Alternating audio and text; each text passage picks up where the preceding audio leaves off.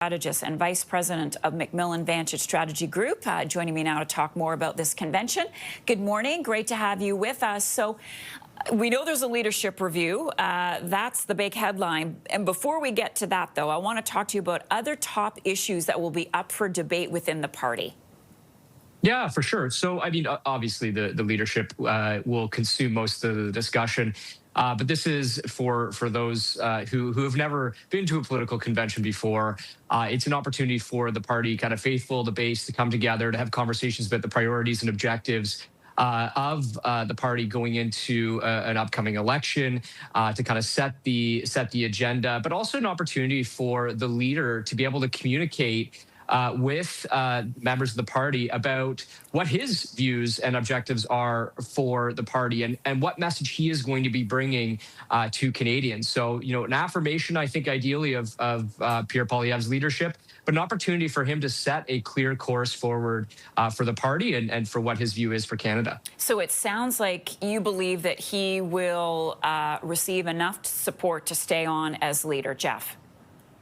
Yeah, absolutely. I mean, this has been a bit of an albatross hanging around his neck, trying to get past the leadership review so that he can get refocused on the issues that matter most to Canadians, get back into the House and hold the government to account. So I would be shocked if he didn't come out on the other side of this with a strong mandate from the party. I think he certainly put a lot of time and effort into engaging those who would be voting in this leadership convention. And I think it's important to remind people that this isn't a general election. This is a party election. And so it's the people who believe, who care, who carry conservative memberships that are focused on the structure and leadership of the party. So those are the people that are voting, not your neighbor who might have some differing perspectives on Pierre Poilievre. But if he wants to win, if he wants to be prime minister, the calls are pretty hard to ignore that something needs to change in his style and the way that he resonates with Canadians. Will that come up? Do you expect that to be something that he will try to work on, given what he could hear this weekend, Jeff?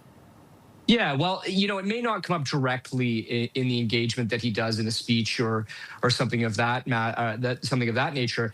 But I fully expect, and you know, I'll be jumping on a plane very shortly to head out there. I fully expect those to be the conversations with the folks on the floor. You know, how does the Conservative Party build an effective coalition to counter the coalition that Prime Minister Carney has been able to put together going into the next election?